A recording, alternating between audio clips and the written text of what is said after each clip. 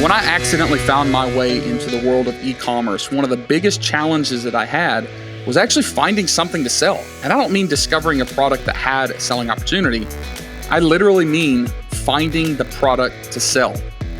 Now, I didn't understand e-commerce and I didn't understand, the global world of supply, but I found this magical website called Alibaba that literally changed the entire trajectory of my life. We're going to talk about that as we talk to one of the leaders of the North American Alibaba, initiative, is a good word. It's going to be a great episode, tons of great information you need to hear. Make sure you listen all the way to the end. Here we go.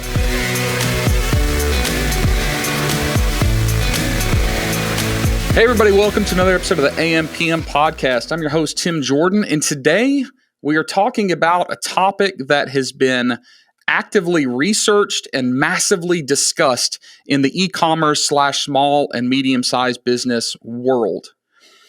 When we look at basically the life cycle of an e-commerce business or small business, one of the very, very first segments that we have to look at and that's massively important is actually finding a product that is well-designed, well-produced, easy to get your hands on, priced, in a way that can be marked up. I hate to say cheap, but priced in a way that is affordable to be marked up and actually make some profit on.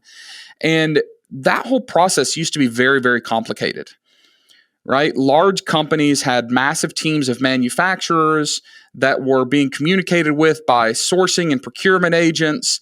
And for small businesses, especially like the ones that I started, that would have been nearly impossible to do. I would have essentially, if I was going to sell something here like in the US, had to go through wholesalers that were working directly with manufacturers and importers and it eliminated a lot of my ability to customize products, to get them quickly and to get them inexpensively. One of the greatest books I've ever read, I need to see if it's up here. It's actually this one. Look here. One of the most enlightening books. If you're watching the video, I've got the book. It's called Alibaba, The House That Jack Ma Built by Duncan Clark. It's a biography of Jack Ma. And it starts off talking about this kid that really didn't know what he was going to do in life. And he found a computer somewhere in the Northwest, brought it back to China. It was one of the first computers brought back to China, and actually was able to promote a hotel in a city that Bill and Hillary Clinton were coming to. It's like their first trip to China. And using the internet was able to massively blow up this business for this hotel.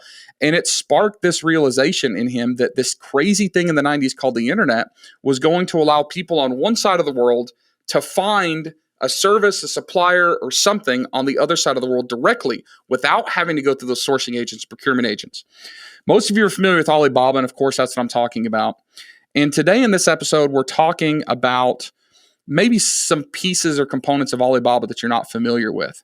And we have with us Anthony Ferreira, who works with Alibaba. And I'm going to ask him to kind of introduce himself, talk about maybe how he landed in this role, talk about what his role is. And then we're going to jump into talking a little bit more about some of my experience and history with Alibaba and also some amazing things that are coming with Alibaba specific to North America. So Anthony, welcome to the show. Thank you for having me. I'm so excited to be here. And, we've been speaking recently on a couple initiatives that we'll probably touch on later. So I'm happy to be part of the podcast. So how did you land at Alibaba? So it's an interesting story. I started my career as one of the founding members at a e-commerce startup called OpenSky that underwent a handful of iterations, as many startups do, trying to find our way. We landed on a model that was effectively a B2C marketplace for SMBs to sell to consumers in the United States. So think like Etsy, but for actual brands and not necessarily stuff that was handmade. Throughout that journey, Alibaba actually invested in that company, ended up purchasing that company in OpenSky, in which today was one of Alibaba's biggest acquisitions in the United States and in North America. And as a function of that transaction, the OpenSky team effectively became the nucleus or the starting team for Alibaba.com here in North America, which had never existed to that point. So what is your role specifically with Alibaba here in North America now? So I've had a lot of roles at Alibaba. Alibaba.com For those listening, it's a B2B marketplace, right? It's over 21 years old now, right? Founded in 1999 by Jack Ma. And being that it's a marketplace, it really serves to function two audiences, right? There's the supply side, which in our case means manufacturers, exporters, SMBs, and then there's the demand side, which in our parlance is buyers, SMB buyers That's all our around the globe. audience. It's the people that are buying products. Yeah. Exactly. If you're listening to this right now, you're likely on the demand side of the Alibaba.com marketplace equation. So I've serviced both sides of the equation, working on buyer development, buyer marketing, buyer partnerships a few years ago. But more recently, I've stepped into a role leading all of our supply efforts in North America. So helping suppliers, exporters, manufacturers, distributors in North America join Alibaba.com to actually sell, which a lot of folks don't realize is actually possible today. The majority of Alibaba's traffic is probably similar to the way I started with Alibaba. And the way that started was I was actually looking for heavy machinery, Caterpillar construction equipment on Google. And I was trying to buy it in the US to ship it to Africa, of all things. And this crazy site called Alibaba kept popping up, showing me this Caterpillar equipment. And, a very short version of the story is there were people in China that had equipment that had been left there after the Beijing Olympic construction. And it was this American made Caterpillar. And I was like, great. Like, there's all this equipment there. It looks less expensive than I can buy in the US. And using these connections I made in Alibaba, I actually got a plane ticket and went to China. Funny story, I didn't know you needed a visa to go to China, so I actually landed in China without a visa, and that was a crazy story. But I got into Shanghai and made a lot of connections that literally changed my life. I ended up with business partners, starting businesses based in China, people that I met on that trip. And it was because this this directory allowed me to find these different people. So can you explain the difference between a marketplace and a directory and explain exactly what Alibaba is? Because a lot of people think that Alibaba is a place that you go to buy products, but that's not actually the case, is it? Yeah, that's part of the equation and maybe the most important part of it, but it's definitely more than that. And so, as I mentioned, there's a supply side and the demand side. In our DNA, and why Alibaba.com was founded in 1999 by Jack Ma was the concept was to bring Chinese manufacturing and allow the world to access it in a way that they never had before. I mean, I'm sure a lot of the folks listening, maybe you've been to Canton Fair or various trade shows. That's the kind of historical way of finding a manufacturer or a business to partner. Yeah, there was a lot of steps, trade shows or those procurement agents or the exporters. So this was a way to directly connect the buyer with the seller. That's exactly right. Like the whole idea of the platform was to kind of cut through all that, bring that trade show concept online, have it be 24/7, 365, and allow SMB buyers to talk directly to manufacturers and give them a way to actually filter, find, vet them in a way that wouldn't necessarily cost thousands of dollars for a plane ticket, an adventure getting a visa in your case, trapezing through the rural China to speak and meet and vet your factories. And we thought, hey, you can bring this concept to the internet and you can cut through all that and create a lot of value and again help the world's SMBs actually make the things that they want to make in a much easier, more efficient way. If we, and I say we, myself, the audience is thinking of Alibaba as that, which is this way to connect essentially Chinese manufacturers to buyers throughout the world, we would actually be wrong. That may be how it started, but things have changed a whole lot. So you've already talked about the addition to the Alibaba group of Alibaba.com, which is essentially North American based. We talked about the acquisition of Open Sky, which was a North American based company that Alibaba invested in and then purchased. And now you have the role of running a team here that essentially does what? So talk to me about your role specific to Alibaba in North America. Yeah. So as I mentioned, today my role is strictly about enabling and helping North American suppliers sell on Alibaba.com. So, the platform Alibaba is gigantic. Millions and millions of buyers, hundreds of thousands of suppliers. As you mentioned, the majority of them today are based in China, but as of, we'll call it 2019, we've started to really launch and invest in supply hubs in other parts of the world outside of China. The reason we did this is a lot of our research was telling us that, hey, yes, while China is kind of the manufacturing hub of the planet, there's still a lot of categories, kind of business scenarios, um, industries, trade agreements between countries. So specific trade lanes have different kind of considerations than others. That says, hey, actually, our buyers are telling us they want kind of a more diverse supply base, so that when they are making that decision on supplier selection, it's not just China only. They can find suppliers in Italy or the United States or Vietnam or Mexico. And that today is what I focus on, is building up our supply in North America on Alibaba.com. And this is so valuable because there is nothing like that. I run mastermind groups and I speak at conferences, and like it's always talked about, like, how do we find suppliers? How do we find suppliers in these different places, whether it be Vietnam or India or North America or Mexico or South. And there's nothing like Alibaba, right? Or there hasn't been, I should say. So even finding a supplier in my own city in North Alabama, I'm literally just poking around Google and hoping something comes up, right? And it's very, very difficult. So Alibaba has obviously decided that there is value in expanding their presence, not just recruiting buyers, but also recruiting sellers, finding these manufacturers in North America. Alibaba's not stupid, right? Like, we know that Alibaba is one of those companies that probably does a lot of due diligence and a lot of research before jumping into something.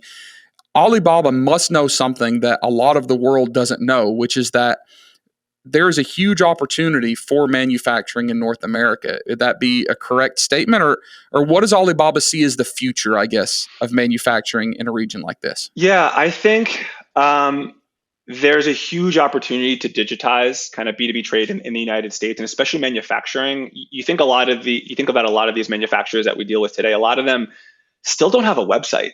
They still don't really have a legitimate e-commerce strategy.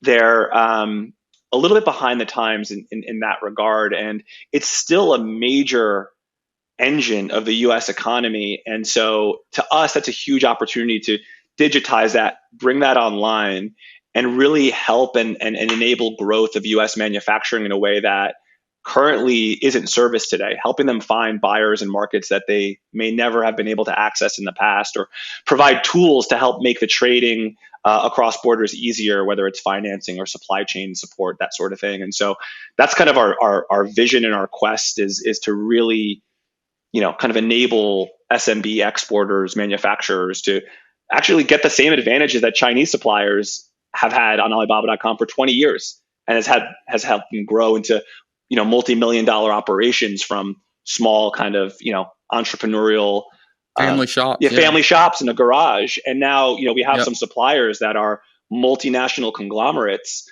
but they started on Alibaba.com as a small family enterprise, and we help them grow. That's really kind of all we do and what we pride ourselves on.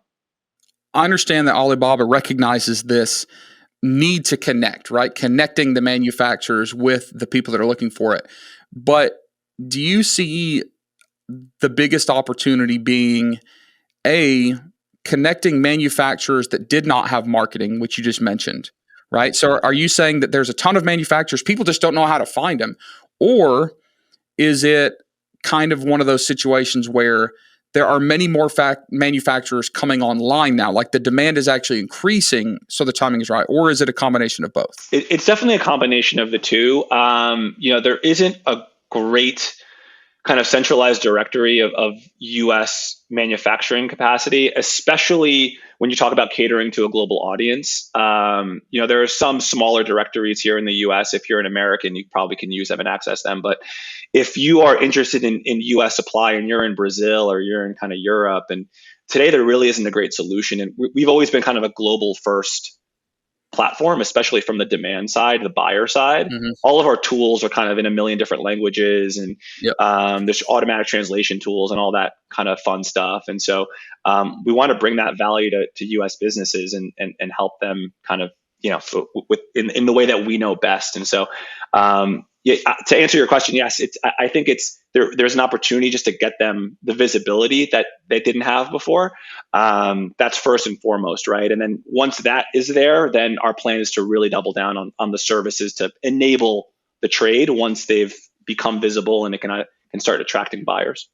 When we look at this opportunity of sourcing, now we've said a couple different things. We've said either North America and we've said U.S., Yep. but really the focus is on not just the U.S., but North America in general, right? So we're looking at North America being the U.S., Mexico, which is a hot topic, and then also probably Canada you're trying to onboard, maybe a little bit of Central America too. So why is this important now from the Alibaba perspective? And I'll give you my opinion. When we look at the hot topics in product-based businesses, small and medium-sized business in the supply chain, we look at a lot of changes in the past 3 years, really, probably. We look at, it started off, in my opinion, with the supply chain, the boats parked off a Long Beach that can't get into the port, the lack of containers, the factories in China being shut down for COVID. Like, do you see those as being catalysts for a massively accelerated demand for manufacturing here in North America? Or do you think that it was coming already? Like what do you see as the catalyst or the rocket fuel that's poured on this demand? I love the analogy to rocket fuel, because what you just mentioned, I think, is more gasoline to a fire that already existed. So when we think of kind of the overall strategic vision of why we're doing what we're doing, the feedback from the buyers on our platform is that, labor in Asia is actually is the cost of it is going up, right? Which is in general, from like a global perspective, great. Like, generations of people are being pulled out of poverty, but that also means that there's a growing middle class there with higher wages, and manufacturing work there is not as super low cost as it used to be. And that's unrelated to COVID. That's unrelated to tariffs. This is something that was already happening, and I witnessed this. You're 100% right. I wasn't thinking about it, but this was happening prior to these short-term crises, right? Definitely. That this has been just a trend over the last, we'll call it 15, 20 years, as Asia really kind of steps forward in kind of the global playing field, so to speak, and kind of the power that they have. But that comes with kind of rise in standard of living and rise in wages, and that will obviously impact kind of your manufacturing costs if that's where you're all based. So that's kind of one element to it, is more parity in kind of the labor costs with manufacturing. Doesn't necessarily give them that kind of all-out advantage that they've had in the past. But then you add in things like tariffs, which you mentioned, right? Like, there's a big time tariff benefits of sourcing from a Mexico or a Canada based on the trade agreements that are in place. There's cultural aspects of doing trade in North America versus China. There's a lot of cultural differences that are, some people can navigate easier than others. There's language, there's time zone, there's shipping speed, right? Like, anything sourced from, say, a Mexico, if you're in the United States, can get to you much, much, much quicker and over roads and rail, instead of a 2-month journey over the Pacific Ocean. And so when you add that all together, you start to come up with a pretty compelling case as to why we should actually have more supply choices closer to home, and not have it be so concentrated in Asia, which is historically kind of where we've been. And so the things you mentioned are just kind of gasoline on that fire that's been, I believe, building for the last 15, 20 years. I love that you said it was a fire that was already there, and I couldn't agree more. And this is important, folks that are listening. Listen to this. When we are thinking about where we're going to source our products or what products we're going to sell, do not make the mistake of thinking that potential interest in North American sourcing is just a response to a short-term crisis. All right. This isn't just, let's react quickly because of COVID, or let's react quickly because of tariffs, but that stuff will work itself out. So why should I invest my time building relationships with suppliers that are more regionally, close to me, because I'm not going to need that again in 2 years. If you're thinking that, I think you're dead wrong, right? There was already reasons to be sourcing more in regions like North America before these accelerators happened. All right. So don't shirk past this episode. Don't shirk past this idea of sourcing locally if you're here, thinking that it's a short-term problem to be solved. I think that there are long-term reasons and there is long-term value in finding multiple places to source. Now, I do want to step back for just a second, and I'm going to make a statement. You'll probably agree with me, Anthony. I don't know because we didn't talk about this before, but I still firmly believe that the majority of the products in the world will continue to be made in China for a very long time. I'm looking around my office and like 90% of the things in my office are probably made in China. I'm not saying that all the manufacturing and all the sourcing is leaving China and it needs to be located to India or Mexico. I'm not saying that.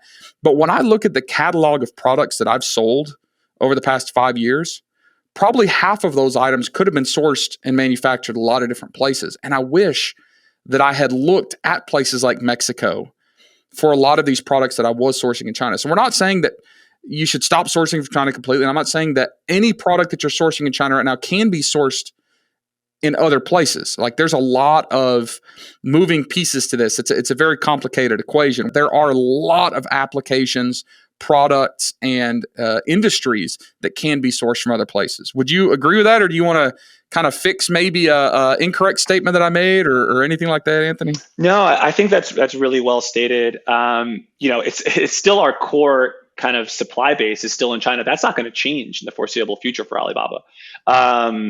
There's still even a lot of raw materials. Like if I'm sourcing a leather product out of Central America, probably the zippers, the buttons, and the snaps are still coming from China to Central America, where it's all added to local leather, assembled, and then sold in the U.S. That's exactly right. Correct. Like it's the manufacturing capacity is so broad and so deep. That's not going away over time, and it still has its place, and it's still today the number one. I think still will be the number one for the foreseeable future. But you're starting to see some of that diversification, to your point. And so the one thing I would add to it is the kind of the category side of things.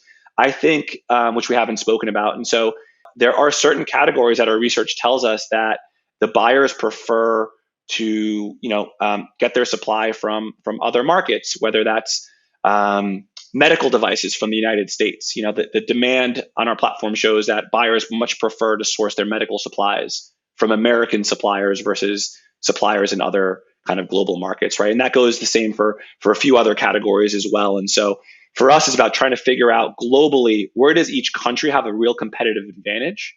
And then really doubling down on those categories so that we're offering the world the best selection of supply in the markets that they want to source from. And so that's a component of this as well, and worth considering when you're trying to make a sourcing decision. Absolutely.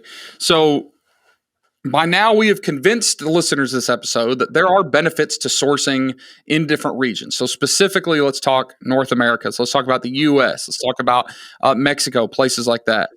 We also know that the manufacturers here want to sell to buyers here, but maybe they've struggled.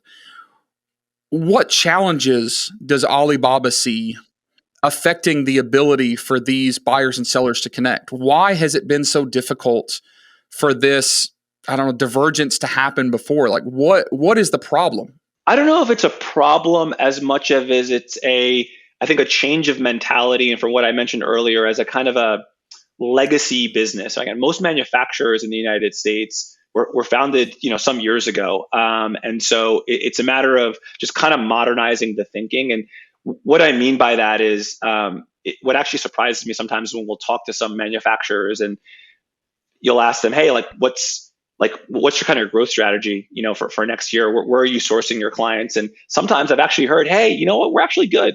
We're good with the clients that we have, right? And that is kind of to me, a strange kind of, a position to take. But more and more, as we offer resources for folks to be able to kind of where they sit at home, using the internet, using marketplaces like Alibaba.com to reach buyers everywhere, it allows them to kind of think about growth in a way that they never had before. Where in the past it was, well, do we want to go to this huge trade show or invest in this, a big initiative? I don't know if we can do that. Where Alibaba allows you to kind of do that in a way that's a little bit easier. You could do it from home. You have your own sales staff, can deal with the leads that you get, and it just kind of makes it a bit easier for folks. So I think it's more of just a change in mentality that we're up against, that we're constantly trying to help our sellers educate that, hey, there's possibilities all over the world for you that you may not know exist. Let Alibaba or let other platforms or other trade shows kind of help you get there. Do you think that Alibaba's core experience, which is connecting global buyers to primarily and initially Hmm. sellers in China. Yep. Do you think that experience is maybe a little bit of a hindrance in trying to figure out how to make those connections other places? Because culturally there's going to be some differences. So is Alibaba having to relearn and restructure kind of the game plan for how they facilitate communications with these different regions, or has it been fairly easy? Oh my gosh, that's like you're going to peek into my everyday work here at Alibaba.com. The truth is the platform is, again, it's 22 years old. And for the first 18 years of the platform's existence, it served one type of supplier, SMB manufacturer in China. Since we started adding suppliers from all over the world en masse, you're starting to deal with like a lot of cultural differences with how suppliers in Italy or US or Mexico or Vietnam use a platform in a much different way than the Chinese factory has traditionally used a platform. And so every single day, we're constantly working with our product engineering team to make changes, what we call localize, the design of the product, the usability of the product, to make it easier for folks to operate and use it and get value from it. That's every single day. And sometimes, there's conflict with, hey, an American supplier wants the platform to work this way, but Chinese suppliers want the platform to work this way. And so that's kind of the day to day,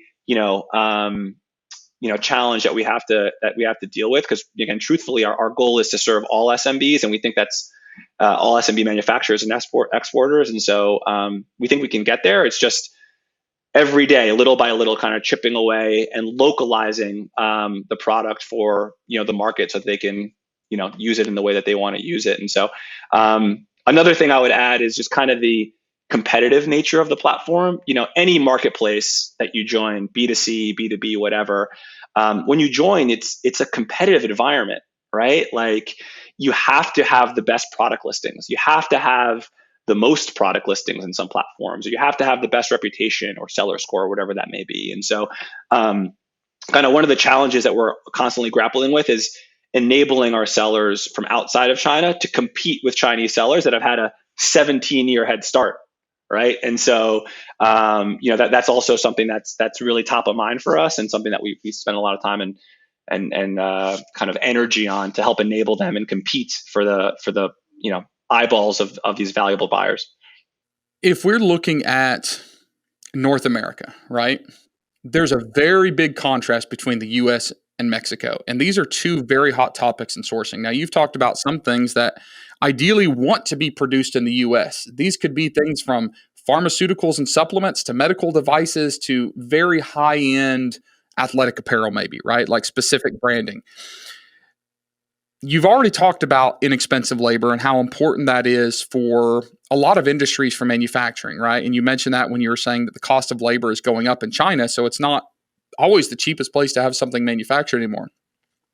So we're thinking about inexpensive labor and as an asset for some products, and we think about products that we ideally would like to source in the US, but we know is very, very expensive to produce things generally in the US. We have to talk about Mexico, right? It's been a hot topic. Now, Latin America in general, but specifically Mexico, Central America, has been something that I've had in mind for a number of years. Years ago, I actually had a small sourcing company in Guatemala, and we were sourcing products from local artisans and selling them through brands here in the US.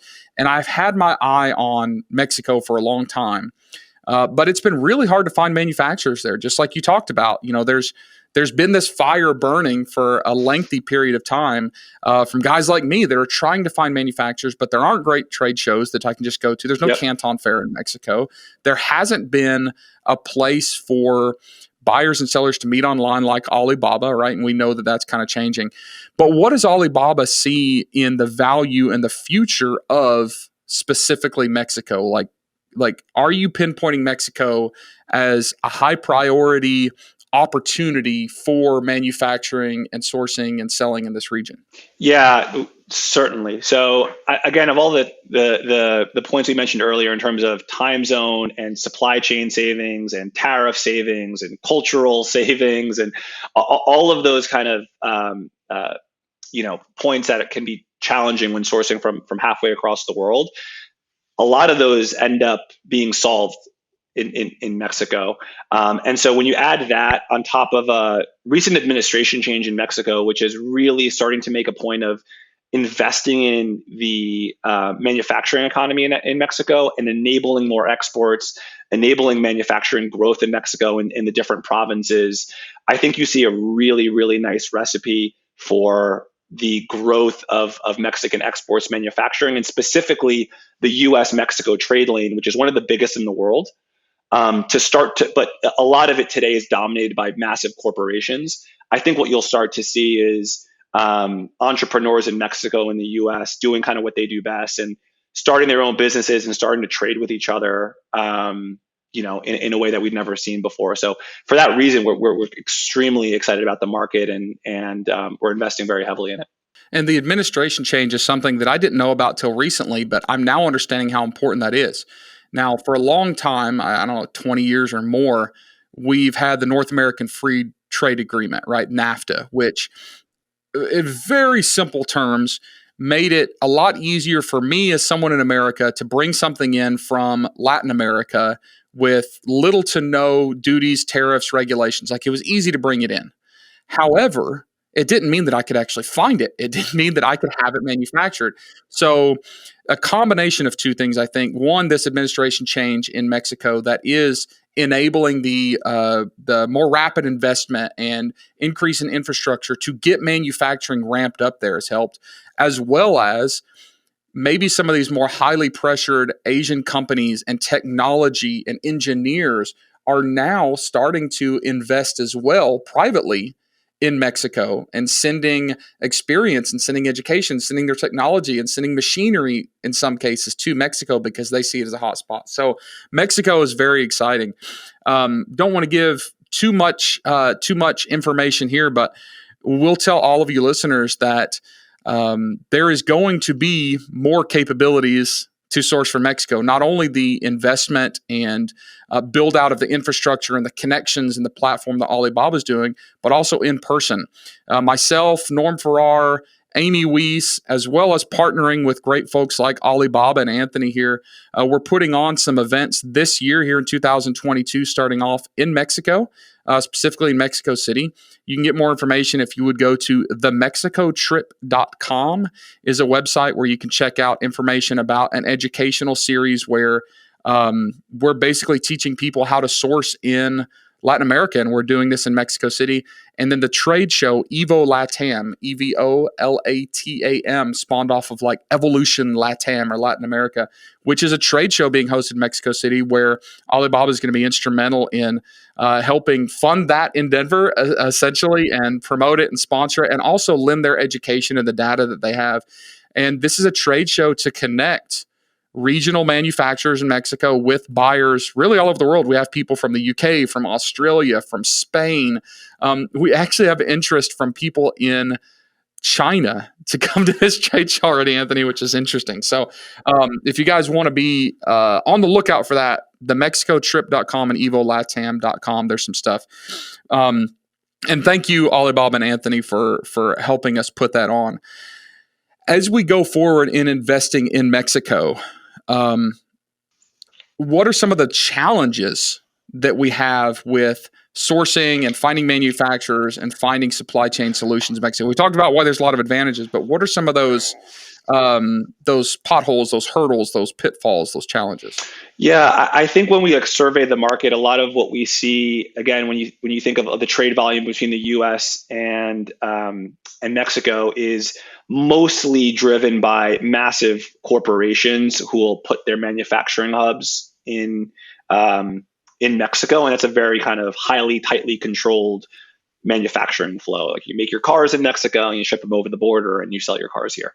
But for us, for what we do and kind of for our vision of the growth of that market from a supply base and to help U.S. small businesses source from Mexico, it's really investment in SMB contract manufacturing. SMBs in Mexico that can make what you need. You can get them on the phone. You can kind of grow, they'll customize, exactly, they'll accessorize, they'll do smaller MOQs. Exactly. I know for a long time, like Ford Motor Company could buy transmissions from Mexico, but that doesn't help me who needs to buy 750 widgets, right? Correct, exactly. And so in helping kind of enable like the Mexican SMB manufacturer to understand how big of an opportunity it is for them to start to really, grow in that regard. Again, not dissimilar from China, we'll call it 25 years ago. Like this is kind of like that opportunity now, I believe, is there for Mexican SMBs, which ultimately would benefit U.S. sourcers, U.S. B2C companies, and e-commerce companies, to be able to bring some of that sourcing closer to home. And so for us, it's really kind of enabling that ecosystem, helping train that ecosystem, and nurture it so that it can grow and in the way that we really believe it can. I love it. I think that when we look at the way the world is changing when it comes to business, the future is small and medium-sized businesses, right? Like even if we look at giant behemoths like Alibaba and Amazon, those businesses are functioning and succeeding because of the small businesses that use them. Over 50% of the products sold on Amazon are independent small businesses. Alibaba literally exists because it started connecting small businesses. And when we think about the potential for, I would say, the growth of and the increased utilization of the smaller manufacturing businesses, especially in places like Mexico, it's very exciting. It's awesome. More potential products, more capabilities, more abilities to source products that are maybe unique and very specific to what we're looking for, but also what a great way to support economies, right? We know that underdeveloped countries, whether that be in some of the Latin American areas, we look at like what's happening in India, it's developing and just creating so much wealth. It's the small businesses that's doing it. And the ability for small manufacturing businesses to grow, I think has been very limited in a place like Mexico, because even if they were able to produce their products, they weren't able to market their products and they weren't able to connect. So I am just beyond excited at the focus that Alibaba has on creating that connection and creating those relationships, which will enable small businesses that I love to continue to grow and sell because they will have the ability to connect with the people that they need to. I don't know if I summed that up right, but that's kind of how I feel about it.